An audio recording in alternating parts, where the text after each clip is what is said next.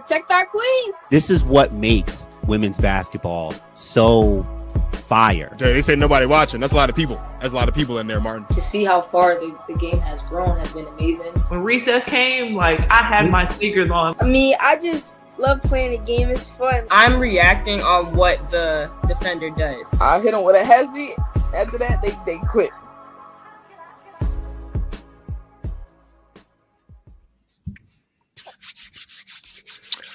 What is up? What is up? What is up? What's up, everybody? Welcome back to the Protect Our Queens podcast presented by Basketball Society. With me, as always, my brother in Christ, my partner in women's basketball crime, Martin Soares. How we feeling on this Thursday evening, brother? Notre Dame is the number one team in the country. How do you think I feel? It's been a great week, and it's a great time in basketball right now. Notre Dame is the number one team in the country. So I got my Hidalgo shirt. I got my Notre Dame. You know, man. So yeah, it's been a good week. It's a good time. This is going to be a fun show. We're going to make our Final Four predictions later. That's about to be fun. Yeah. Looking forward to that. Are you ready to embrace your inner Nick Wright? You seem Yeah, to be pretty ready. I did tell you, and I've been telling people, if Hannah and Notre Dame win this national championship, I've got content, I've got receipts, I've got things I've been sitting on, I've got clips from this show, I've got tons of stuff to roll out my victory lap. I will really become what Nick Wright is to Patrick Mahomes. I'll be right there. I'll be at the parade. You'll see me in South Bend, bent up. Yeah, it should be fun, man. I think we'll talk about it some more later, but looking forward to that for sure. It's gonna be a fun tournament, man. It is. Well, it'll be a fun tournament for one of us. I don't know if it'll be a fun tournament for me. But... Oh man, it's all right, man. It's all right. It'll be a fun tournament for me, but maybe we can get our act together. I don't know here. What jersey you got on over there? Is that a Phoenix? Is that a Durant jersey? Yeah. Yeah. Cuzzo, man, I gotta respect I gotta acknowledge the bloodline, right? I gotta give respect. Respect this. I gotta give respect. So here's the thing. I'm going to DreamCon in Houston, and I've been telling my friends the goal is to not wear a shirt at all. What is DreamCon? What is that? It's a convention. It's like a mixture of like anime and you know Mark Phillips and RDC World, the guys that make like all like the so it's their convention. I'm going this year. Okay. And I've been telling my friends the goal is not to wear a shirt at all. The goal is to have a jersey for every fit. So I'm slowly. I thought you were going to say the goal is to be shirtless. No, we're not. Marcus is not blessed in that manner to be shirtless in Houston. I wish I was blessed enough to be shirtless in Houston. But what a jersey? You said it's got to be a jersey fit every day. Yep, a jersey for every fit. Yeah, okay, I didn't know jerseys were still the thing. Is that, I mean, those are still cool. You know, the age gap. People, the age gap. If you're not familiar, there's a real age gap here, over a decade. So yeah. I don't know if it's still cool, but like I guess it's subjective. It's fashion. You know, so here's the thing, right? I've been telling you now. I have to go get a pair of Asias. I gotta go get a pink pair, right? So that's why I got this jersey for the pink pair of Asias. I was like, you know what? I need to just go all in and just get a jersey for every day that I'm down there. So. Payday's tomorrow, so next week I'll have on a new jersey for the show. Grabbing the A1s. That's just what we'll be doing. Are you ready to get into some what's new POQ, brother? Yes, sir, man. What do we got? Let's start off with Miss Juju Watkins. Judea is what they call them. 38, 11, 5, and 8. The greatest game this century. In the world of basketball against the undefeated at the time UCLA Bruins. You see a couple tweets there. We'll start with a tweet from Miles Ehrlich. Juju Watkins and USC 71-60 over UCLA, 38 points, 11 boards, 8 blocks, 5 assists. That is one of the greatest individual performances I've ever seen against the top team in the country. Juju Watkins carried USC. Her teammates didn't make a shot in the second or third. That I did not know. Legendary. I did not know that her teammates were scoreless in the second and third quarter. That's nuts, bro. And again, you see there at the bottom one, she's the only player in NBA, WNBA, or Division I men's or women's player in history this century to have recorded a game with 35 points, 10 boards, 5 assists, 5 blocks, and at least 5 threes made. This, of course, coming just a day after I said that UCLA was going to beat the brakes off of USC. So if you want your team to play well, if you want your favorite player to have a great game, just ask me to talk bad about him, and maybe that'll get the job done. Maybe that'll get the job done. Yeah, I mean, we both expressed concerns, and we still have concerns about USC. But I was also on record as saying they have more talent than UCLA, and they can be an Elite Eight team. We're going to talk about Final Four predictions later. But I knew that was still possible because they still have Juju Watkins, and she did what I said she would have to do in order for not just USC to beat UCLA, but to win a national championship. That's Absolutely how that's when UCLA is cooking, is when Juju's cooking.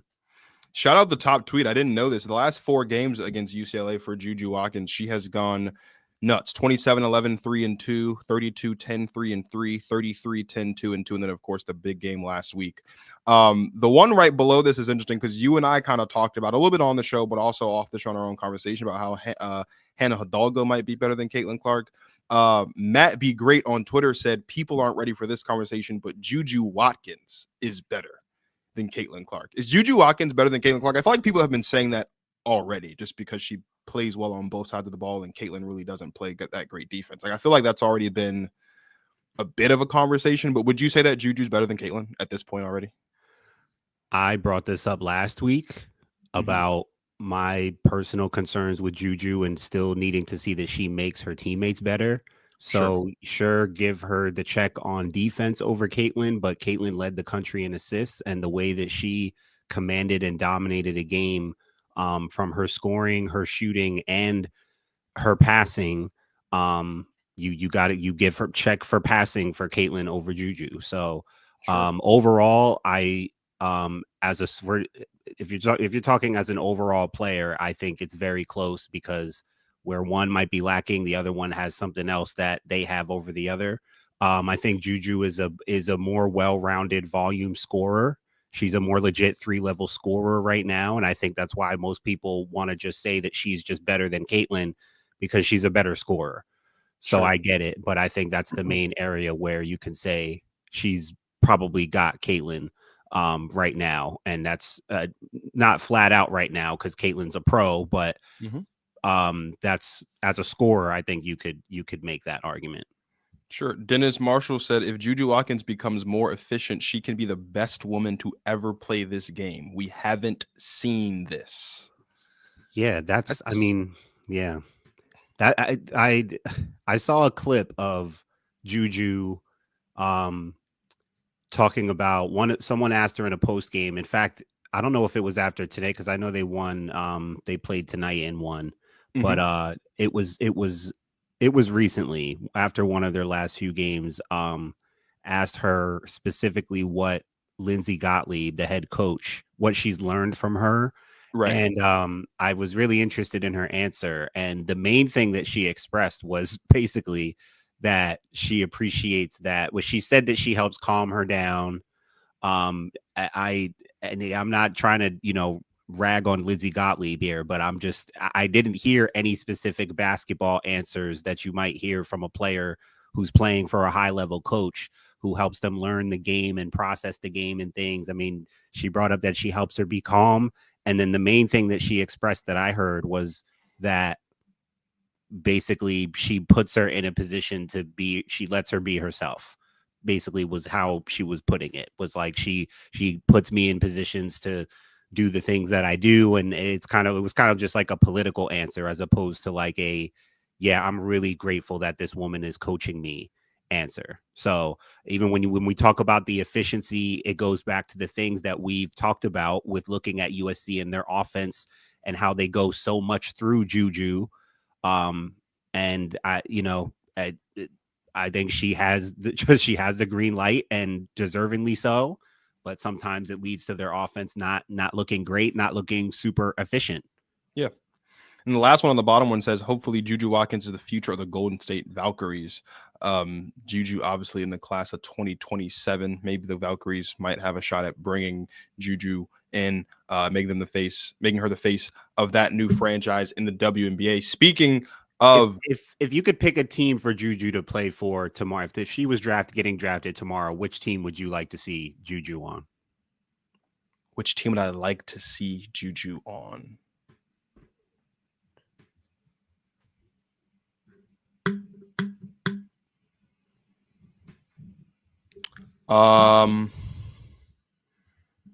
For selfish reasons, I'd like to see her play for the Mystics so that I can just go around the court and watch her play basketball. Well, yeah. But for basketball reasons, though, I do think that would be, I think that would be a good fit for her. They could use that. They could certainly use someone like that. I mean, that's who would need Juju the most for sure. Right. I mean, and seeing her play alongside Aaliyah Edwards and Shakira Austin, I think would be nice. We talk about like how there are a lot of teams that have a big 2 or 3 that's just young players. The Mystics would have that if they had Juju. So probably the Mystics, but I don't. The only team that I wouldn't want to see her play for, I think, is Chicago, and that's just because Chicago needs a player that consistently passes the ball, and Juju just isn't that yet. But I mean, that would be fun though. Juju it would be fun. Would be fun. That would be fun. Dope too. That would be fun. That would be showtime. What about you? Where would you want to see Juju? Yeah, I think DC could really use her the most. Chicago would be fun. I love that idea. LA is probably going to be. LA has enough now. They got Kelsey Plum. Like I mean, just from a brand perspective, like I would think LA, but I don't think that would be ideal. But yeah, Chicago would be dope. DC would be dope. Those are, major cities. DC could really use it. The Mystics, she's going to be the type to give you instant competitive spirit. Yeah. And like you said, they're teaming up with Aaliyah Edwards. That would be dope. And this last tweet, I just thought it was funny. Well, yeah, and I saw something with her stats against UCLA so far in her career. She kills them every game. Yeah, like every time. Every time she gets in her bag. He's yet to score. Yeah, that was it against UCLA. Yeah, she goes crazy against UCLA. It's ridiculous. I don't know. She's got to prove a point. It's the Battle of LA, man. Speaking of new basketball teams, it was announced a couple days ago, earlier this week, that the WNBA's next expansion franchise will be awarded to Cleveland. The Rockers are coming back in 2028. And they're paying a record $250 million expansion fee. And that was interesting. And you and I have talked about how I think the WNBA would be more likely. I think I said on the show, the WNBA might be more likely to bring older teams back as opposed to just going to a bunch of new cities. Obviously, they're going to Toronto for the first time in an expansion. But I mean, they're obviously in Golden State for the first time as well. But bringing teams back, I certainly felt like was also a part of the plan. And so I stumbled across this tweet, which just summarizes the Sports Business Journal article on the information and just some key things from here. It talks about how the big thing is that the WNBA is actually currently rethinking its original plan of adding just one team and could potentially award 1 or 2 more franchises to bring the league up to 18 instead of the original plan of 16. Teams on that list include Philadelphia, which you have talked about on this show, Houston, Nashville, Detroit, and Miami. And then if you look on the right, it says Houston is probably the most positioned for a 17th team, largely because the Rockets recently built a massive facility. That's been a big thing for free agents lately, is facilities. I saw a post about KD talking again about wanting to bring a team to Austin. And in the comments, I said, there should not be a team put in Texas until the Comets come back, because I think that should be it. But what are your, obviously, Cleveland's back. What are your thoughts on Cleveland coming back and then potentially the chance for there to be 2 more teams added in 2029 and 2030 for the WNBA? It's a lot of growth happening very quickly. And it's because the game and the product is on the rise, and there's a lot more high level talent, attractive talent coming in. So, it's going to be interesting seeing these cities bring these WNBA franchises in. And as long as the talent keeps coming in, there's going to be a surplus of more interest in the WNBA with, you know, more teams. But I think it makes sense. I'm glad that, like, I love Houston. I talked about how Philly's got to get on board. Like, Philly's just going to make too much sense. They just got a Super Bowl, so it's like, yo, that, I mean, again, it's one of our best sports cities. So we won't be taken seriously until the WNBA has a real team in Philadelphia. And again, like, there should be enough talent. I think the talent is starting to multiply and amplify enough where there should start to be parity quickly. Like, even with Golden State, like, they're going to get a stud in the next couple years. Like, one of these top players out of college over the next few years might end up there. So they could get a stud this year with the 5th pick. Absolutely. Yeah. They're going to start to get good players now.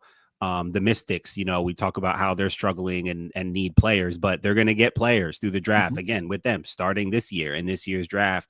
And then in the next few years. So there's going to be a lot of talent to go around. So I think with these new teams, it's going to make sense, and it's going to make it even more fun. Let's switch gears and talk about Freshman of the Year. There's been a lot happening. We have 2 clips back to back to play. We're going to start with the first one and then kick it right into the next one. I think just going to Grip Basketball and playing against Diamond Miller, Olivia Miles, Bryn Farrell, Mia Yanagacio. So I think all of those players, they've helped me sort of grow my game, and just taking a couple moves from them and adding it to my game. And then I just love watching film. So I think for me, I think I watch a lot more college basketball than I do like the pros, but I've just been heavily involved just watching Chelsea Gray since last year. And Skylar Diggins-Smith has always been one of my favorites, so I just always watch her as well. For her to get a 50 ball, man, like, she's been killing this season, and we've talked about her, but dude, when I saw 50, I'm like, wait, hold on. she understands it now. she put some stuff together real quick. But it's bro, what the most impressive thing is that and this is how she is. This is how her game is. Very, very simple. I mean, making great plays on both ends. It could be a steal and a layup. It could be a catch and shoot 3. It could be a blow by off the dribble, finish at the basket. Like, she can really fill it up, and her conditioning is so good because she's just a naturally hard worker. Like, man, yeah, there's a lot of great things to say about her that we'll continue to say. Mikayla Blakes is making history, man. It's pretty cool.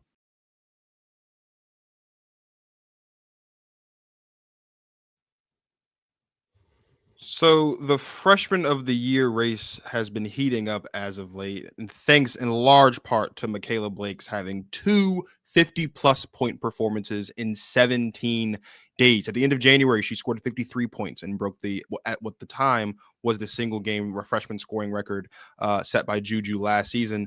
And then just a couple days ago, in a overtime win against Auburn, she scored 55, where she scored 30 points in the last 5 minutes of the fourth quarter and overtime. I don't think I've ever known that to occur before in my life. She is doing some incredible things, and Twitter, as always, has certainly taken notice of it. We'll start with Rachel Galligan, who said scoring 50-plus points in a game is wild. Scoring 50-plus games in a game twice in a season is crazy. A freshman doing that is just absolutely mind-blowing. Mikayla Blakes, everyone. Mikayla Blakes. And then, of course, our guy, Nick Andre, said flat out, stop trying to convince me there's a better freshman in the country than Mikayla Blakes. She's really like that for real.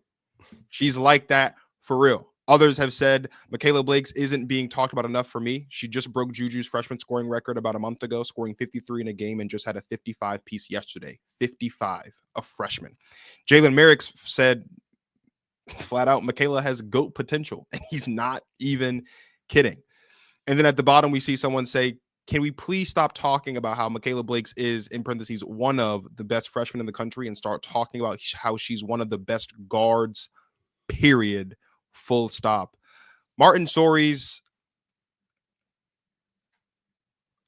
where are you on Mikayla Blakes in the National Freshman of the Year race? There's 2 other players that we're going to talk about in just a second, but would you say that Mikayla Blakes is leading the Freshman of the Year race right now, given her last 2 weeks and a half of basketball?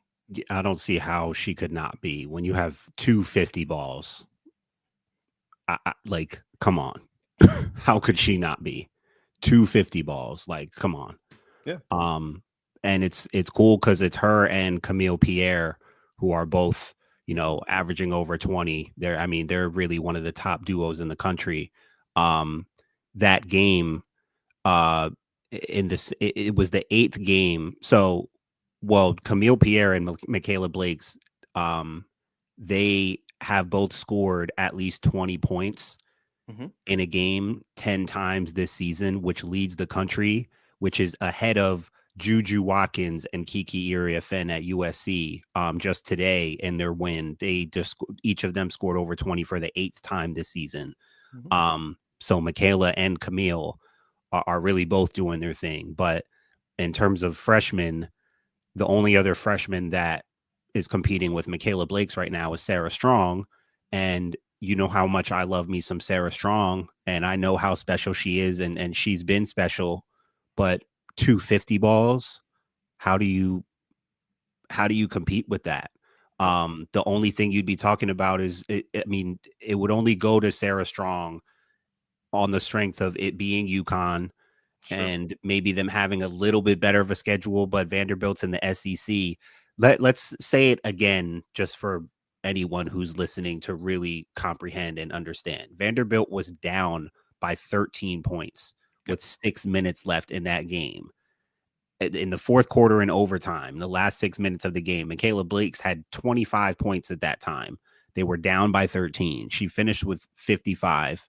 She also broke the SEC single game record for free throws. She went 23 for 24 from the free throw line, which speaks to not just her ability to make free throws at a high level, of course, but her ability to get to the free throw line. She is becoming tough for people to figure out and to stay in front of and stop. And we played the clip also for context. We played the clip that was Mikayla Blakes, of course, on our show, talking about her influences and people that she's watched. She trained with Diamond Miller at Grit Basketball here in New Jersey, where we produce high-level basketball talent. It's what we do. But she trained with Diamond Miller, and if you watch that game where she put up 55, she's doing step throughs and things that look like some Diamond Miller. And she talks about her love for watching film. So this is a true student of the game. She's gifted athletically. I talked about in my clip that we played the skill set that she just has athletically, and just like the way she moves, just her ability to play the game of basketball. Her motor is high, and she's getting harder and harder for people to figure out, because she's being given a good amount of freedom there too, it seems like. And yeah, I don't see 250 balls. You're not gonna argue me down off that. Sarah Strong is special, has been special, but she would need to be dominating as a freshman this season. Sure. For me to say she's definitely the National Freshman of the Year. She's not having a dominant season. She's having a great freshman season. And if you're watching the games, you're seeing special basketball. But 250 balls, that should mail it in right there, bro. It should be Mikayla Blakes. She's the only player in the country, obviously, with multiple 50-point games. She's the only player in the country with a 50-point game, actually, I think. She leads all freshmen in scoring. The first player since 2015, 2016 to have multiple 50-point games in a season. Rachel Banham did it in 2015 for Minnesota, and Jasmine Nawaji did it for Wagner in 2016. She's been going crazy. She leads all the freshmen in scoring. Vanderbilt has multiple ranked wins for the first time since 2016, and they're ranked top 25 for the first time in 11 years. And by the way, in the game where she scored 55 and scored 30 points in the last 10 minutes of basketball, she played every second of the game. She didn't sub out one time. Like that was 55 points on wire-to-wire basketball from Mikayla Blakes. It's interesting how much the freshman of the year race has evolved, because about a month or so ago, maybe 2 months ago, it was certainly before we had officially come back, you and I were talking about the freshman of the year race, and at the time, I think the consensus, at least at that point, was that Sarah Strong was leading the race. And what you said to me was, is that if Sarah Strong at that time were to have won the freshman of the year race, it would have been because she is more popular, because she plays for a bigger name school in UConn. instead of the actually being having the better freshman season in Mikayla Blakes has been having. And you can see there are still people out here that think that Sarah Strong should be National Freshman of the Year. Ari Chambers at the top there says Sarah Strong's confidence is certainly a difference maker. She does not care that she's a freshman. She said it's in my bloodline. Shout out the bloodline. And then you can see multiple tweets there saying that Sarah Strong deserves to be Freshman of the Year and National Player of the Year. I don't think I've seen anyone aside from this person put her in National Player of the Year conversations. You have others saying that Sarah Strong is such a special player and that they're amazed at every time I watch her. And then at the bottom there, someone compared Sarah Strong to Chris Webber, citing her hands, her footwork, her playmaking, her IQ, and she will also be a Hall of Famer. That's good. That's a good comparison. That's interesting. That's the part I wanted to get your thoughts on because, as you mentioned at the top, there is an age difference here, and I think by the time I was actually watching basketball, Chris Webber was doing commentary somewhere. So, what are your thoughts on the Sarah Strong Chris Webber comparison? Like, do you think that's a fair comparison? Is there another player that you might think of when you think of Sarah Strong playing basketball as opposed to Chris Webber? She kind of reminds me of I love the Chris Webber comparison.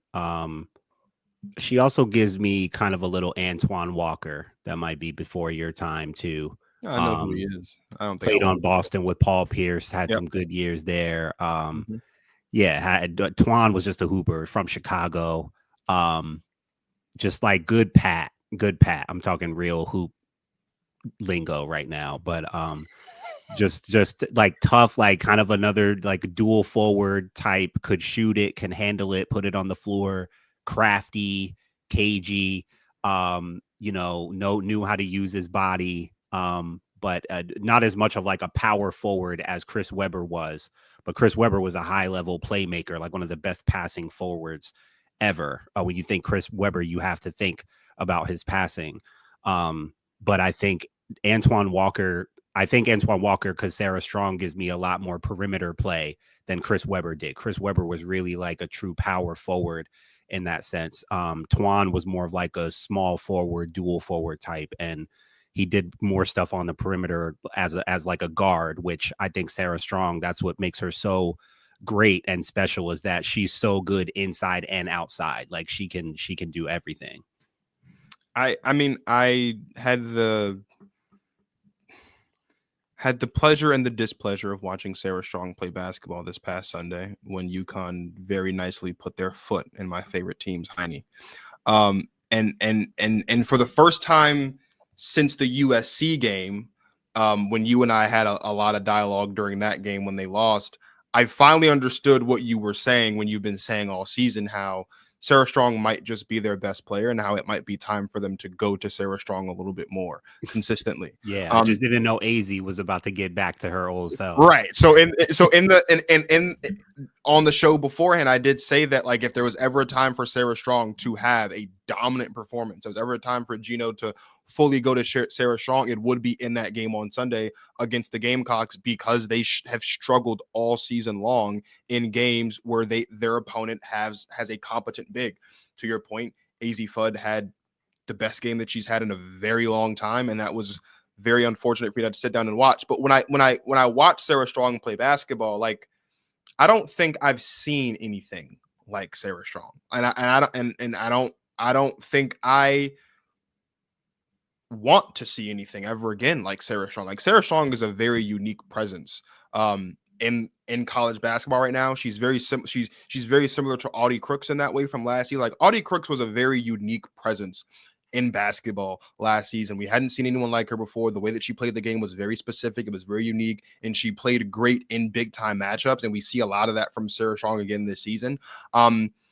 I am very much prepared for next season and very much looking forward to next season when this team is 100% filtered through and run through Sarah Strong, because I think we'll get to see a different type of UConn basketball that we haven't seen in quite some time. And I'm very excited for that. But like you said earlier, like, I don't know if any voter in the country, I'm sure there will be some, I'm sure there'll be a couple, but I don't know really, especially after another 50 ball, to break a record that you set 17 days ago. I don't know if there's anything that Sarah Strong can do over these next, couple weeks or 2 weeks or however much time is left in the season. I don't know if there's anything else that she can do to take back the lead over Mikayla Blakes. Like I think at this point, Mikayla Blakes, other than get 50 balls herself, like she would have to get at least a 40 ball in one of these. Like she would have to go crazy in one of these next few games. Yeah, but even at that, I don't know if that would be enough, because Mikayla Blake's body of work this season has just been like, it's the 50 balls is what's putting her over the edge, but it's not just the 50 balls. Like she's consistently been the best freshman in the country from start to finish. We talked about on maybe not the very first show back, but one of the early shows back, how at one point in time, her and Keely McMiller were leading the country in 20-point games. And ever since then, she's consistently been scoring 20. She's had a couple 30 balls in there. And now you're talking about two 50 balls less than 20 days apart. Like, I don't know if there's anything that Sarah Strong can do, even if she does drop 250 balls between now and the end of the season. I don't think there's anything that she can do to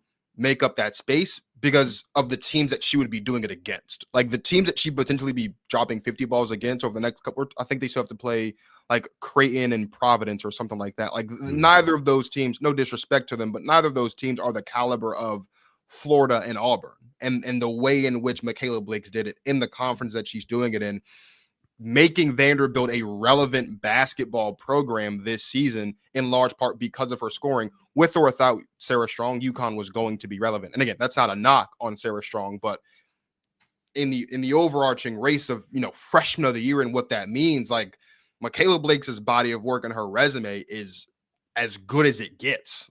It's good as it gets. It's even like if all-time great. I mean, it's like historically great. So how do you beat that out without making history yourself? Right. So, it would take a crazy couple games. And even then, like I said, it just might not be enough.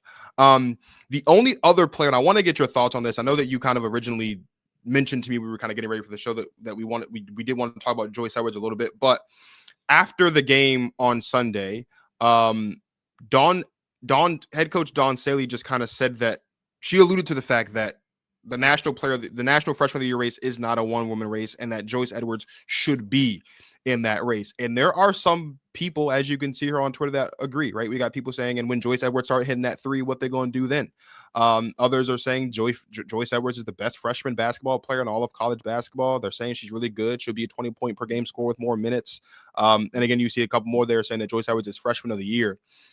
She's not the freshman of the year, which is funny because when we previewed the season, I said that she would be the freshman of the year. I said it quite confidently. You make a lot of emotional predictions at You're times, right. my It's friend. okay. I wear my heart on my sleeve, man. I wouldn't be me without nothing wrong with emotions. Nothing wrong with it, man. What I want to ask, and actually I didn't mean to pull this down because I wanted to kind of dissect this bottom tweet, because the tweet at the bottom says Joyce Edwards is the best player on the Gamecocks roster as a freshman. And when I saw that tweet, I wanted to get your thoughts on it because it almost kind of feels like deja vu, because it felt like last season when we were talking about Malaysia Fawali, we were saying the exact same thing. Malaysia Fawali as a freshman was the best player on that team. We had a lot of conversations about that. I know we kind of sparsed the difference between best player and most important and most impactful and all that stuff, but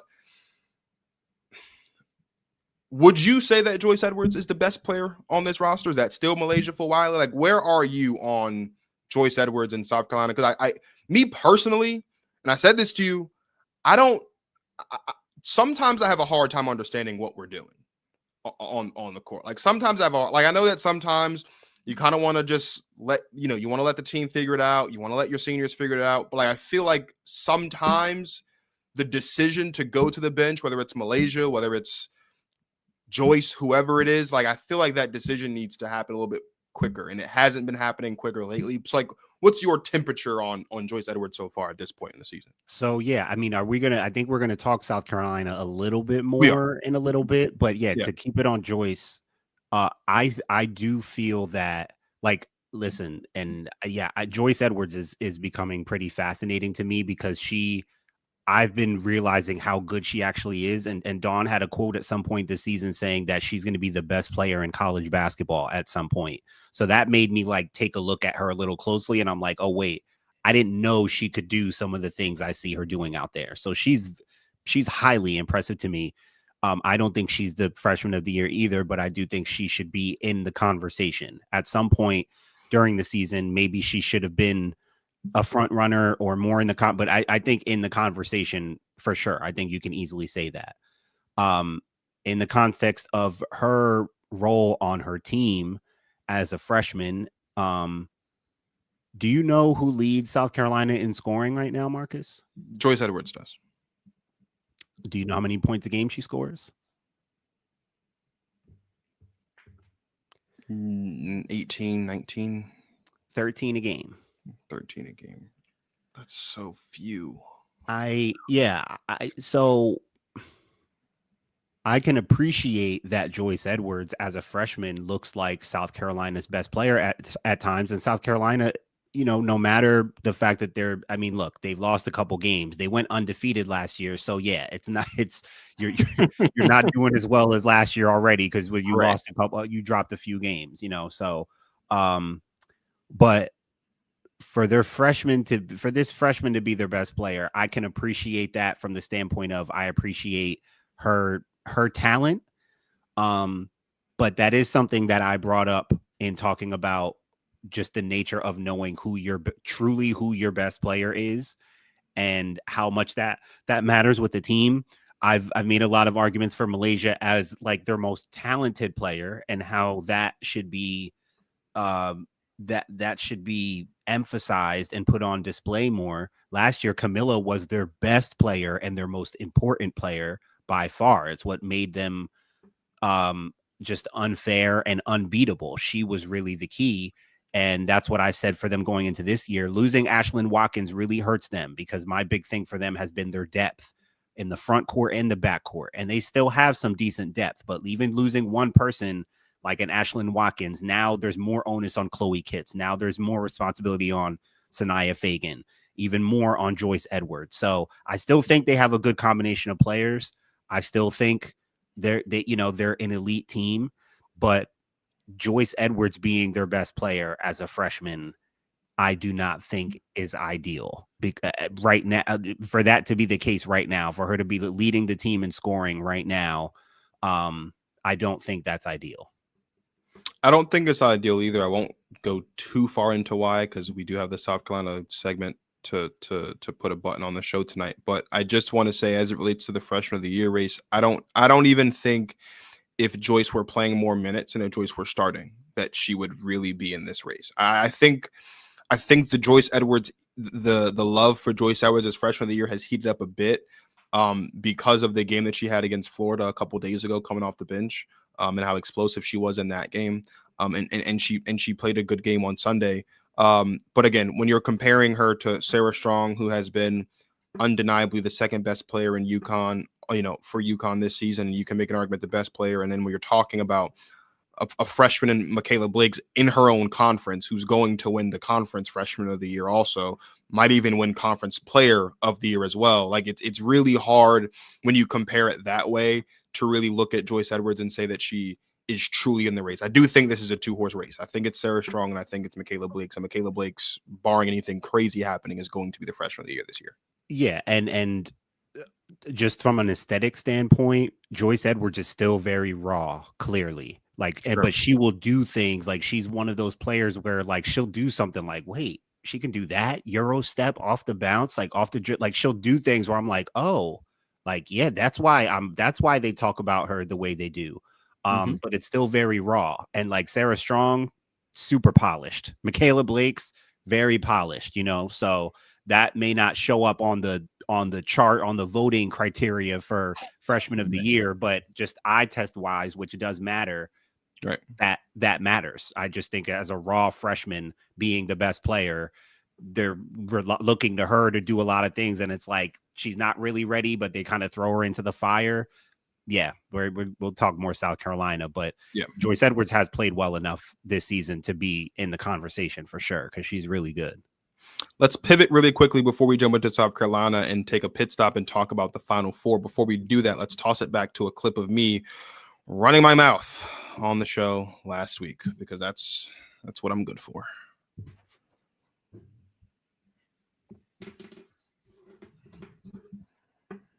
that's their last chance. Like, I mean, look, I mean, they've got. I mean, they're beating the brakes off St. John's right now. That's cute. Like, Yeah, they've got Providence and Seton all Hall, that. they've got Butler, they've got Creighton, and they've got Marquette. They have one shot, To show one who they can- opportunity. Yeah, Sunday This afternoon Sunday. against South Carolina, and That's and as a South Carolina fan, and you and I have talked about this. that's a big If game for them too. It's a big game for them too. If that is not a Sarah Strong game, like if that is not a game where Sarah Strong has her fingerprints all over it from wire to wire, because you and I have talked about how really weird it's been watching the South Carolina team without a dominant presence down low, and we've seen twice now this season them succumb to that absence down low. If UConn can't figure it out in 4 days, I don't care that they're beating St. John's by 30. Beat them by 50 for all I care. If they can't figure it out Sunday afternoon, I think that game's going to be very, very telling for just how far they can go in the tournament if they continue to look weird and discombobulated, and if Gino continues to be unpleased with how they're looking. Like, that should be, if there's ever a time for Gino to say, you know what, we're just going to go to Sarah Strong and just see what happens, that game against South Carolina would be the game to do that. So, as Martin mentioned, that did not happen. AZ Fudd had a great game. Not to say that Sarah Strong did not have a good game, because she did. But that leads us into now the top 16, which was revealed a couple days ago. And as you can see on the left side of the screen, it's the full top 16. As you can see on the right side of the screen, it's how the brackets are looking. Top left, you have UCLA, LSU, Duke, and Tennessee. On the top right, you have South Carolina, NC State, TCU, and Oklahoma. Bottom right, Texas, UConn, North Carolina, and Ohio State. And bottom left, Notre Dame, USC, Kansas State, and Kentucky. Martin Sories, if you had to name the 4 teams that are going to make the Final Four this season, who are those 4 teams? Throwing out my government, man. You make it seem so official. This is interesting. Yeah, I mean, this is interesting because, like, I mean, if we're not going off of this, No, and we're not. obviously, but based on matchups, things can change and people can eliminate each other. So, giving our Final Four predictions, it's almost like saying who we think are the 4 best teams in the country. That's essentially what it is. We're not giving like an actual prediction based on where the matchups are. We're basically just giving you the 4 teams that we trust the most, that we think will be in the Final Four. So it'll get a lot more fun once we do get matchups and we can start to project that way.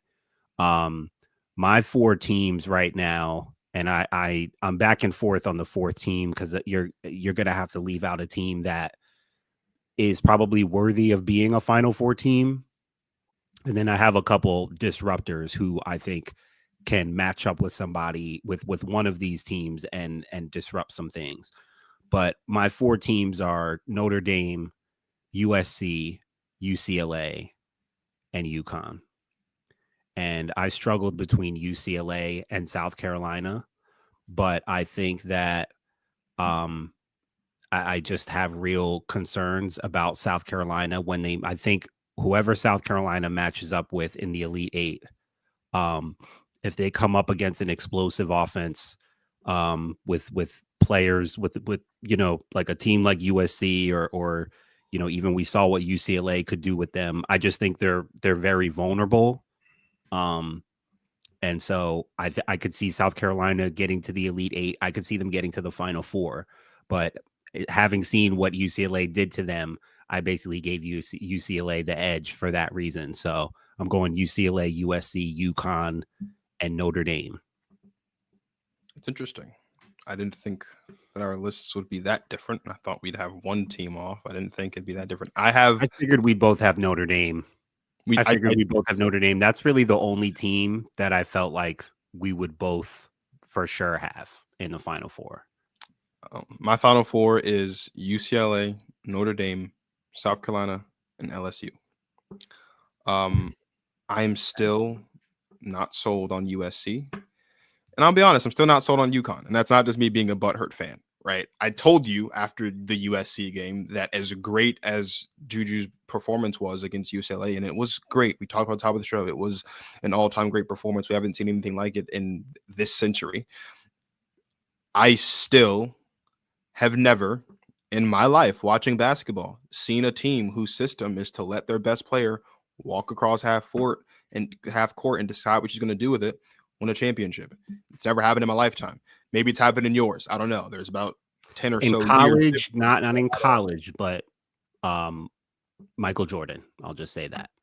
Well, we're talking college basketball here. We're not talking. Yeah, that's why I just started by saying not in college. Okay, Just we're said not talking about Baldini, but we're not but talking. we have seen it in basketball. It We has have, happened. and well, look, they're calling Juju Jordan, so I mean, they call her Juju Jordan. So maybe who knows? Maybe she could be the one to do it. I genuinely do have concerns, and I think, for the same reasons why I think that you're concerned about South Carolina are valid. Like if you see UCLA matched up against a team that has a system that works, whether they're more talented than USC or not, USC is liable to get knocked off. And I don't think that I've yet to see, aside from the USC game, but even then there were weaknesses there.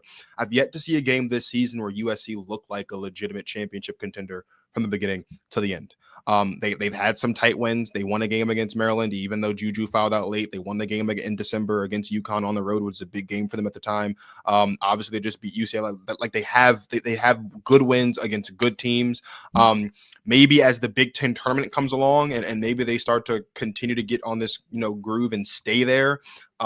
Maybe I can change my mind, but right now I'm just having a hard time with it.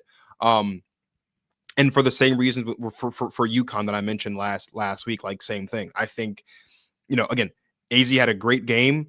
South Carolina did not look like South Carolina at all on Sunday. I don't really know exactly what I watched when I watched that basketball game, but they did not at all look like a basketball team deserving to be on the court on Sunday at all with UConn. It was a god awful performance, but for me, the Final Four it's a lot about what's happening obviously right now, but it's also about like trust. And if you're asking me the four teams I trust the most right now, I trust UCLA the most. Like, yes, they lost to USC, and that is a tough loss, but they were undefeated up until that point. That's their only loss in the season. I don't expect them to lose again. And I certainly don't think that they're going to let lightning strike twice next Saturday. I'm not saying that USC won't win that game, but I'm saying I don't think that they're going to allow Juju to go off in that manner. Again, we showed the stats in her games against USC. She's good for, or UCLA, she's good for at least, it seems like 27, 10, 3-3. They're going to do something different, right? The great teams and the great coaches figure out a way to do something different, especially when you're going to see this team again in such a short turnaround. I don't think it's going to happen again. I trust UCLA a lot. I have to trust Notre Dame for all the reasons that we've talked about over the course of the season. And I have to trust South Carolina because even though they haven't looked as great as they maybe people expected them to look, they are still the defending national champions. They're also coached by the best in the business in Dawn Staley, and they do still have talented players on this roster who have championship pedigree. The reason why I have LSU in specifically is kind of to steal a bit of what you were talking about at the top of the season. LSU could shock the world this season and win the whole thing. Like, I think they are capable of that. We talked about Flau'jae Johnson and how great she's been. There was a point in time at the beginning of the season when we talked about her being one of the 5 best players in the country. She's not in that conversation anymore, I don't think, but she's still having a very, very, very good year. Same thing for Mikayla Williams, and Anissa Morrow continues to be great. She's picking up right where she left off last season. I believe she is leading the SEC in double-doubles. Again, she's leading the country in double-doubles, I think, again, and I think she's the front runner for SEC Player of the Year. And if there's anyone not named Mikayla Blakes who can win the award, it would be her. I like what I've seen from LSU and a little bit that I've seen from them. And again, being a team coached by someone in Kim Mulkey who has the experience, for what it's worth, also, like, they were one of the last teams to be undefeated this year. Like, I think they can be one of the last 4 standing. And I certainly trust them more than I trust a UConn or a USC. So yeah, that's why that's what my Final Four is. You're making a face at me. What's up? When you say trust with LSU, man, I don't know. I don't know. LSU is basically the same as USC. They're doing it with their talent, in my opinion. I love the LSU big 3, Mikayla, Flau'jae, and Anissa. I have them as one of my 2 disruptors, but I think my other disruptor team is who you really, if you're talking about wins and trust and all that, I would probably take Texas over LSU. If you're talking about trust and wins, and Texas is looking like a legit disruptor. And I have them down. I mean, I have South Carolina, Texas, and LSU, 3 SEC teams as disruptors. Like I said, I was back and forth between UCLA and South Carolina. I wouldn't be surprised to see South Carolina get to the Final Four, but I guess that's like, it's going to be a hot take to say that you don't have UCLA in the Final Four or South Carolina. I am surprised that you would say you trust an LSU over a UConn. Maybe you're still bitter about the loss, but No, UConn's win, the way UConn just beat South Carolina. And a quick thing on South Carolina too, Dawn said herself that she feels like it has something to do with nothing to do with basketball. And I'm sure she'll investigate and get to the bottom of it. Not like anything scandalous or weird, but like right. she said that she felt like it was something non-basketball related having to do with her team, which again, I fully expect her to figure that out come tournament time. But I just see them as a little too vulnerable. And I do so because we talked about concerns with USC and UConn last week. Right after that, they responded with their best wins of the season. And the way USC beat UCLA with Juju doing what I said she just has to do for them to win, Juju can bring that team to the Final Four. And it's not just Juju. I don't just want to make it seem like that. Like, Kiki is still there. Kennedy Smith is still there. They have, trust me, their other players will have their moments. They have enough, more than enough to get to the Final Four. But the way UConn put it on South Carolina, if AZ Fudd is back healthy and confident, that's a Final Four team. But again, listen to the coaches. The way Gino was talking about his team, the clip we played last week compared to how he's talking about his team after they beat South Carolina, even he's talking Final Four now. So he sees it. He's seeing, and this is the time that that's why you went off last week about it. It's like, hey, UConn, if you're going to show us that you're a legit title contender, it comes in this game against South Carolina. And they didn't just win, they dominated. So I think they're ready at this time to show that they're trustworthy to be a Final Four team because of things that we talked about, regardless of their struggles or them seeming soft or finesse and the things we talked about last week. They run their stuff. And if they're hitting their threes, it wasn't just AZ Fudd, who you saw who was killing them first from three. Ashland Shade. They have multiple 3-point shooters, which is one of South Carolina's weaknesses. They don't have the shooting to combat a team that's running their stuff, that's sharp, that's unintimidated, that can hit their threes, and that's legitimately talented. So that's where I think South Carolina is going to get hung up in some of these matchups come the Elite Eight round. And I think UConn and USC are showing us in their own ways that they can get it done. I would love to see LSU and USC go at it because that's just a battle of talent. That's just two teams doing what that would be just two teams doing what they do, all talent, high level shot makers, big time scorers just going at it. That would be a fire matchup. But I'm a little surprised you're throwing around the word trust with LSU with the way they go about their business. They're talented, but I'm not sold on I'm still not sold on their system. Wasn't when they had Haley Van Lith and still isn't today the way they go about their business. I just think for me,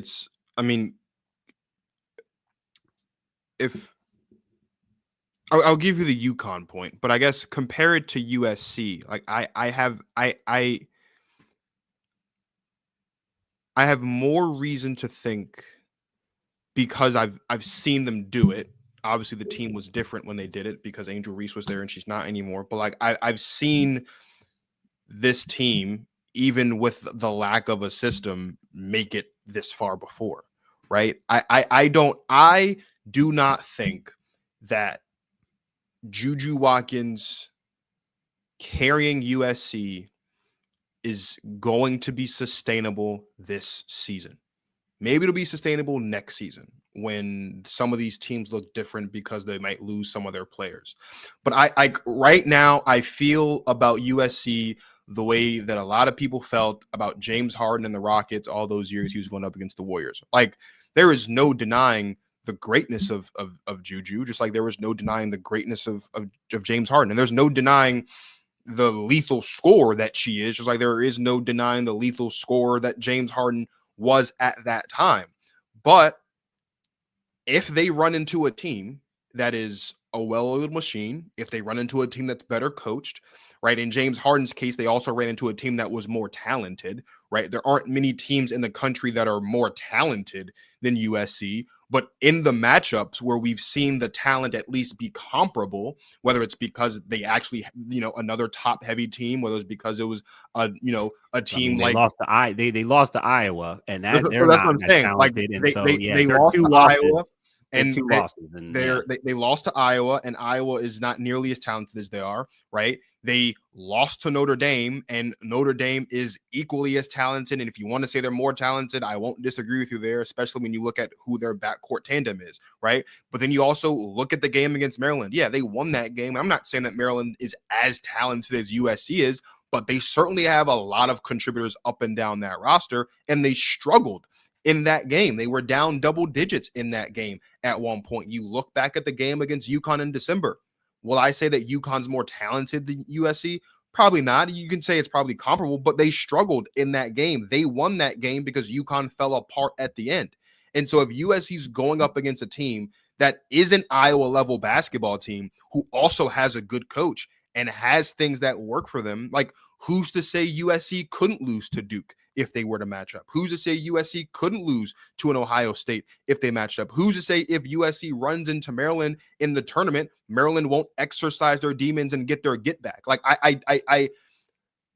it's great that they're talented, and I'm not going to deny the talent, but just me personally, I feel about USC right now the way that a lot of people felt about James Harden and the Rockets. And that's as talented as James Harden himself was, and as talented as other players on the team were at certain points in time in that run, in that Houston era, it still just wasn't enough when the rubber hit the road.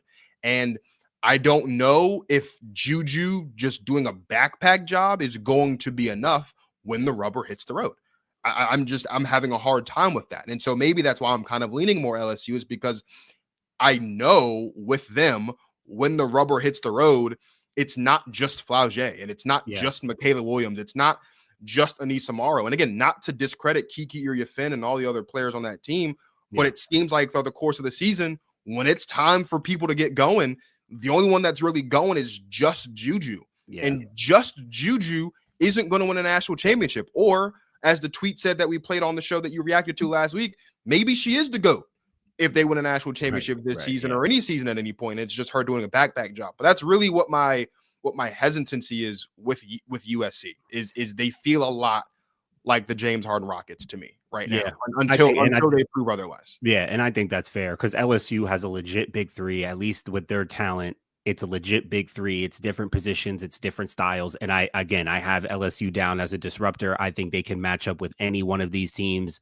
and take them out because they really do have the talent. I still think that if you're looking at the games, I think Texas, just in my opinion, I think Texas has shown enough, including having just beaten LSU, to prove that if you think LSU is a Final Four team, I think Texas is right there. They beat South Carolina this season too. I mean, if you're looking at wins and you're looking at trust and you're looking at system, Texas has the size, they have the talent. Unless you have your specific reservations. I like LSU as a disruptor. I also like Texas as a disruptor. I almost had Texas in my Final Four because I think they're showing that that they can be a real disruptor. I could make an easy argument that I could trust them more than an LSU. I just think, again, my reservations on LSU are still pretty similar to my reservations for USC, but I do think that in my opinion, I could see Juju going on the kind of run and USC going on the kind of run that gets them to the Final Four more than I see LSU going on like a special run, even though I love the talent they have. I think they can beat anybody, but I think from what I've seen, Juju has the ability to beat the number one ranked team, undefeated, go off for, the way she can get off, it's similar to Caitlin. It's similar to Caitlin where she'll get into a mode where there's nothing you can do. I think she's the only individual player who's like that. And that could be enough to get them to the Final Four. National championship, I have my concerns too, but Like I said, we have seen it in basketball before. We've seen it in basketball before, not so much in college. But if she does it, it's gonna look like she's the GOAT. It'll probably look like that. And to your point about Texas, what I will say about Texas real quick before we jump into South Carolina and get out of here is I think that last season when we were around this time, you and I talked about who we thought could have a chance to disrupt things, and we talked ad nauseum about Notre Dame because of how special that they were and how things were looking for them. And they ultimately ended up in the Elite Eight, I think, before they lost to Oregon State. I do think that Texas can be that team this year. I agree with you. I do think they can be a team that can disrupt things. I do think they can be a team that just because they're going into the game as an underdog doesn't mean they're actually an underdog, right? They look great. And Madison Booker, who you and I talked about earlier on in the season, about how maybe she'll get her flowers a bit more when she has a big time moment in a big time game because there's not a lot of controversy around her right now. I think Madison Booker's due for that. And I expect her to have several big time moments and big time games in the tournament. And so I won't completely write off the notion that Texas can make the Final Four. I do agree that they can disrupt them. But I don't know. To me, there's something there. With LSU, it's not a lot of something, but to me, there is something there. Like Flau'jae's been looking great this season, and I think that's really been the key is that she has fully assumed like the role and the responsibility as being the best player on this team. And we saw a little bit of that last season in the tournament, like when they really needed a shot, when they really needed to get going, or when they really needed a big defensive stop, it was Flau'jae, and that's carried over to this season. And so that's another big reason why as well for me with LSU. But to stick in the SEC, but to switch gears now fully to South Carolina, you do not have South Carolina in your Final Four as it stands today. That can change between now and when the official brackets and things come up. But I'll ask it to you this way, Martin, if you had to rate on a scale of 1 to 10 how likely it is that South Carolina wins their second consecutive national championship, where would you put that likelihood at? If 10 is the most likely to do it, I would say I'm at around a 6. Yeah, I'm at around a 6. I think it's possible, but I'm not super confident. I think that they're vulnerable. I think losing Ashlyn Watkins just hurts their depth. And I think that Malaysia Fulwiley being their second leading scorer, but playing under 20 minutes a game, is something that I have repeatedly talked about. A lot of people continue to talk about, and we trust and should trust Dawn Staley to do things the way that she sees fit. She's a champion and a winner, and she's a leader, a proven leader, a proven winner. Mm-hmm. But until they really, I think I've been clocking this, and I think the way the team is set up now, losing that unfair advantage of Camilla, having lost Ashlyn Watkins, which takes a hit to their front line. I do think they still have the depth, but I don't see a clear direction in terms of who their best player is, who their best players are. And even though they don't tend to operate that way, and they operate as a system and as a team, offensively in particular, which, by the way, not to circle back, but USC, they're going to have to start getting more credit for their defense too, because even that stat line from Juju, the 8 blocks was the most impressive thing.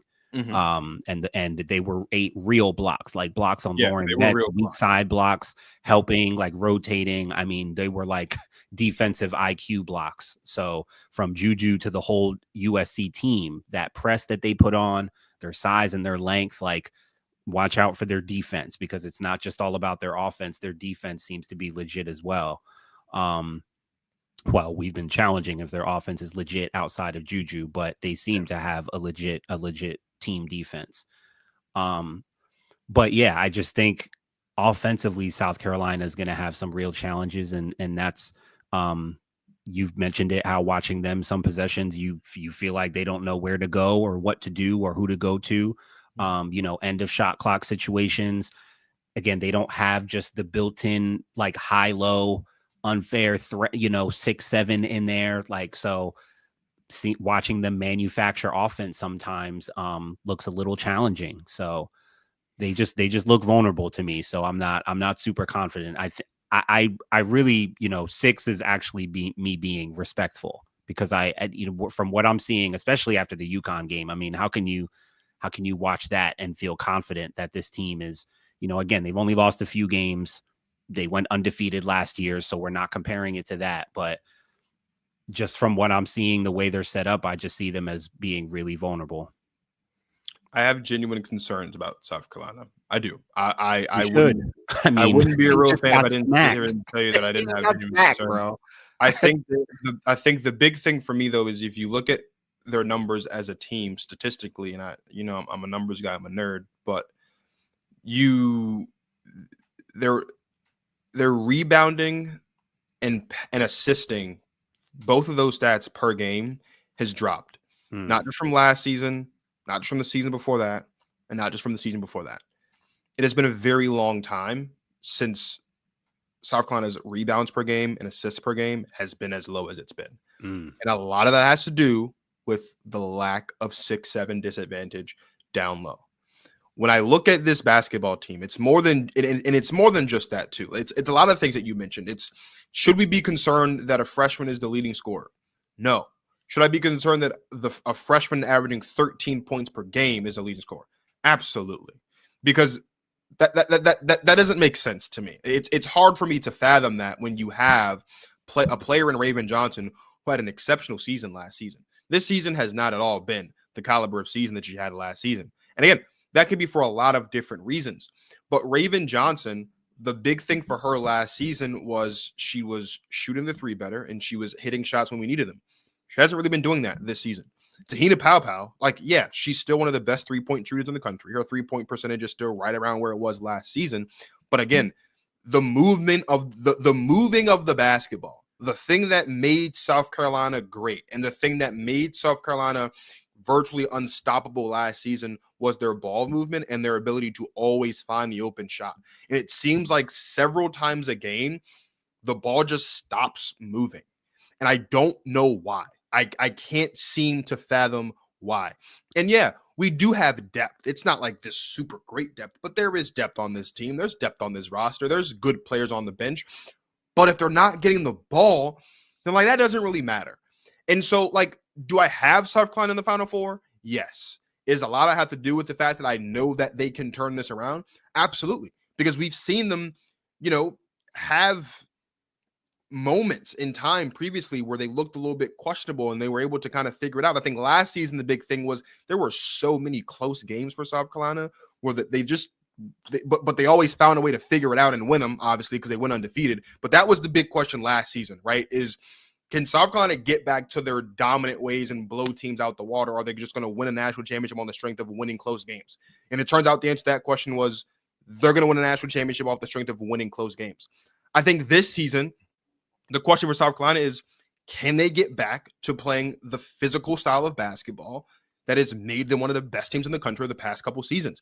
Because right now, in every single game that you look at, you have to question whether or not they're going to be able to out-rebound their opponents, because they don't have a 6'7" big in Camila Cardoso anymore. They don't even have Aaliyah Boston anymore. They don't have a player down low that is consistently crashing the boards and securing second, third, and fourth opportunities on offense, and they're not moving the basketball.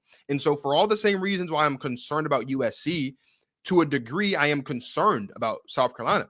The difference between the two is I've seen South Carolina overcome similar struggles before, and that's why I'm holding out hope that they can still get back to the Final Four. I do agree with you, though. If I had to rate it on a scale of 1 to 10, I would give it a 6. I'm not I'm not as confident as I was, 3-4 months ago that we were going to win a national championship. In fact, I'd be shocked if we win a national championship. I would probably be slightly more shocked, though, if we didn't make the Final Four, because the one thing that we've known about this team under Dawn Staley is no matter what the issue is, we've always been able to figure it out. And I think anything short of a Final Four appearance would mean that something went terribly wrong in the Sweet 16 or the Elite 8, which means that something didn't get figured out between now and then. And that's the part that's really, really concerning me, is we've seen South Carolina get over things like this before. But for some reason, this feels like something that is going to be too big of a mountain to overcome and too big of a hill to climb. And I'm just holding out hope that they can, because you have the players and you have talent on this team where you should be able to. Like, we shouldn't be back to 2022 or 2023 where we're talking about Raven Johnson not taking shots in big moments, where we're talking about the ball not moving, where we're talking about certain players not doing the things that we're accustomed to seeing them do. And yet it seems like after winning a national championship and going undefeated, we've stepped back. So I'm hoping that we can get things together and start taking a step forward. But not making it to the Final Four, I think, will be a massive indictment on this team. And I think it would mean that for the first time, probably ever, under Dawn Staley, the South Carolina Gamecocks had an issue that they just quite frankly couldn't fix before the tournament. Yeah, I mean, I don't know if it would be that big of an indictment. Especially if they're in the Elite Eight. Like, I mean, if they lose in the second round, I mean, I don't think making them. But how you lose is also important too, though. Like, for sure. If they I mean, if they get smacked, that's what I'm saying. Like, if they get blasted in the Elite Eight and it looks exactly like how they looked on Sunday, they look uninterested, they look unengaged, and they just looked like they don't belong on the floor. That's a massive concern to me. That's an indictment. That's a massive concern. You're right. If they lose on like a buzzer beater in the Elite Eight, I'm not going to be like, I'll be distraught. We might not have just not making the Final Four. Like, how you lose matters. Going back to what you mentioned about the difference between USC and South Carolina. And I give you experience and all that, and trusting Dawn Staley. I give you that. They have players that were on the national championship team last year. I give you that. I have USC in my Final Four, not South Carolina. You have South Carolina in your Final Four, not USC. What I'm pretty much banking on, and I have my concerns, but when you mentioned the difference between them, you failed to mention that one team has a generational player and one team does not.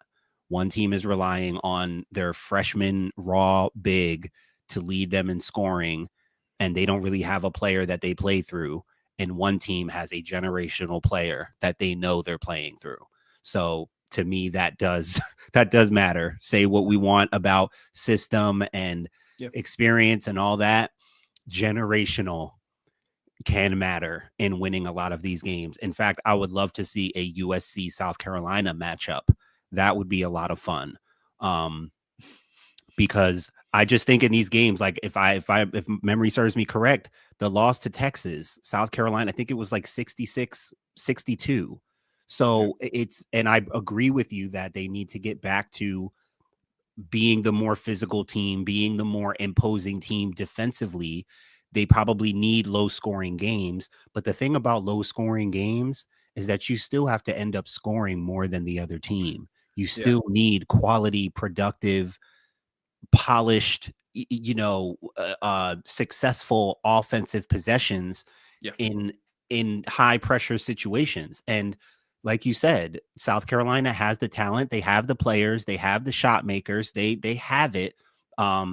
What they do or don't do in the tournament, I think will start up maybe more of a conversation, maybe not a full on indictment, but at least a conversation about their system and how they play. Because I do think last year what they had, Camilla 6'7", the talent, the depth, it was just overwhelming. And they've put together these great, complete, dominant rosters under Dawn Staley. But that system may be challenged this year more than it has been before. Especially with, again, their freshman is leading them in scoring and could be argued as their best player, which doesn't have to be a bad thing. Sure. But it's not like she's going to go out there and dominate people. So unless they can get back to looking like a dominant team against the other great teams, I think they're in trouble of making the Final Four. I mean, to your point, we beat Arkansas tonight, 55-95. Joyce Edwards led the team in scoring, but I mean, it's Arkansas. Raven Johnson hit one shot tonight, and as did Tahina Paopao. So like something has to give. Like, it's cool that Joyce Edwards had 18 and Malaysia had 15. Bree Hall had 14, which is nice to see. But again, like when Raven Johnson and Tahina Paopao are combined 2 of 12 from the field, or 2 of 11, or whatever it was, that's not a recipe for success. And there's no amount of depth that is going to overcome just an inability to be successful at the top. Like, yeah, well, I mean, depth I think, is what saves them, because it's like in those games, if Raven's not hitting a shot, Malaysia might hit a shot. Tessa Johnson might be hitting shots. Bree Hall might be hitting shots. So that's where I trust their depth to make up for times when they might be struggling. but we're not going to them in the big moments. Like that's what I mean when I say yeah. When so you say going to concern. them, that's a deeper conversation about their system. Because I was even going to say, you talk about Raven, she didn't hit shots. Someone didn't hit shots. When you think of South Carolina, are you thinking guard play? No, you're thinking their system is inside play, bigs, high, low, paint touches, but they don't play. They're not playing. You're not saying they're playing through Chloe Kitts. She's not a player you play through. No. She's good, but she's part of the system. Like, you're not playing through Joyce Edwards, even Ashlyn Watkins. Like, you're not playing through her. Yeah. They don't have players you play through. And look, it's worked. It's they've won championships. Like, it's fine, but it's gotten to the point where it looks like that might become more of a challenge for them, because like when you think South Carolina, you're not thinking about tremendous guard play. And even how you said ball movement, I don't think of great ball movement when I think it's not great, but it's bad this year. Like it wasn't this bad last year. Like it looked better. The reason why it's bad because they're not scoring. They don't have someone to throw the ball to that just gets layups. You're right. It's and not you're right. It's not like a ball. I don't think ball movement when I think South Carolina. I think high, low, throw it inside, get a layup, get layup. But at what point? I mean, and again, I don't want to sound like I'm coming off as questioning the great Dawn Staley, because I would never, especially not during Black History Month. But what I'm saying is, like, yes, we don't think of great guard play for South Carolina. You wouldn't, right? But when you look at the construction of this roster, right? When you look at the litany of talented guards and talented forwards that they have and the lack of size, would it not make sense to alter the way in which we approach the basketball game if the roster's not the same? This would be completely different if Chloe Kitts was a 6'7" monster, and if she was polished and had footwork and can do all that stuff. She's not. It would be different if Sanaya Fagan was a 6'7" monster with polished footwork and a monster and a physical presence, but she's not. It'd be different if this team had Lauren Betts and the system wasn't working, or if they had a dominant big and the system wasn't working. But this system of the high-low and the physical play down low, it's not working because there's not someone on the team to do that stuff. So like what I'm saying is, and what my big gripe is, if you will, is, and why I'm harping so much on the lackluster and inconsistent play that we've been getting from our guards is, like, at what point do we decide? Kind of like the exact same question I had for Gino last week about Sarah Strong. At what point do we decide as a basketball team, we're not winning a national championship this season off the strength of a 6'7" monster, because we don't have that. Why don't we retool this and figure out a way to make this work with what we have? And if we're so in need of having that, then let's go get that for next season, because we don't have it this season.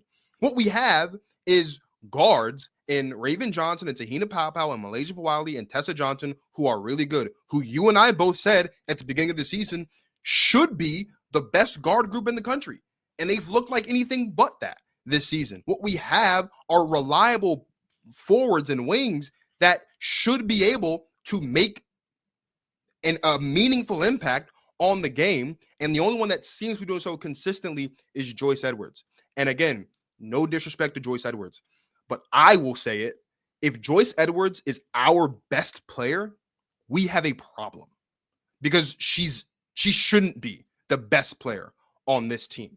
There are talented players, whether it's Malaysia Fawali or, more senior players with more experience like Raven Johnson or Tahina Paopao, who should be leading this team and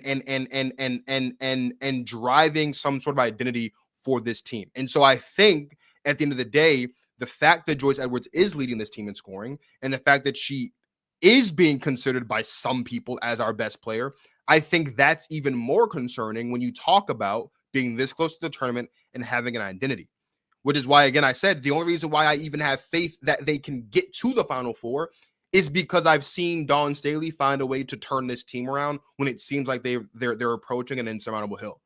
The only thing is, this one seems to be much more insurmountable than the hills of the past couple of seasons. And that's why I'm harping so much on the guard play, because it shouldn't be like this. It shouldn't, the guard play shouldn't be this inconsistent, especially when the play down low is also not consistently hitting where it used to hit in years past. And I think that's the part that I'm like struggling back and forth, because you're right. South Carolina is not known for anything other than high low and down low play, but that's not able to work this season. So like the guards got to step up. That would be the only logical solution to me in my mind. Okay, well, this is not working. Something else has to give, and it's just not. And that's why I've been harping so much on the guard play this season. Yeah. Rebounding and defense, like their identity is so much in, that stuff as opposed to like ball movement, passing, 3-point shooting. And you said their rebounding numbers are down. I brought up their assists last year. They're outside the top 30 in assists, which again, doesn't surprise me that much, because I don't know if they probably had more assists before, because it could have been dump it down layups. Like They were getting layups. So they probably gave them a little bit more assists, but that's the things you're talking about is why I think they're in trouble of even making the Final Four. We trust Dawn Staley. I think like, even when you talk about Raven and them, like they have been there. So when we get to these games, they know how to win these games. So I think how these games look, how they win or how they lose will create some kind of conversation going forward about, not to say they have to change things up or change the way they play, but I do think, Dawn is a C. Vivian Stringer disciple. And I know all about Coach Stringer. I grew up watching her coach at Rutgers, and she was defense, the 55 press. She's a Stringer disciple. And so that style is what Dawn hangs her hat on, and she's won national championships with it, with these amazing rosters. So it'll be interesting going forward how that style, holds up in a championship setting, and how they can continue to build the kind of rosters that it can complement, because they've got the players. Malaysia Fulwiley, man, I want to see what she does in this, in this tournament. I want to see if now is the time, because I made the prediction kind of last year that they would need more from her. I think that'll more so come to fruition this year. They will probably need some special games and moments from her, I think, to get themselves back to the Final Four. Yeah. I agree, man. I agree. Look, it's always a pleasure to talk women's basketball with Martin Torres. We appreciate all you guys who tapped in with us. Make sure you guys are subscribed to Basketball Society on YouTube so you don't miss any of our future episodes of Protect Our Queens. In addition to that, you can also catch shorts and segments and other women's basketball related content on Basketball Society. So please make sure you are subscribed on YouTube. Also, follow us on Instagram at ProtectOurQueens_ and on Twitter at POQueens_ so you don't miss clips from the show, more of Martin and I's takes of the course of the week, and of course more from the long form show itself. Thank you guys for watching. We appreciate the support. We will see you guys next week. So for my guy Martin Torres of Basketball Society, this is Marcus of the Protect Our Queens podcast signing off. Thank you guys for watching, and as always, you guys enjoy yourselves some women's basketball.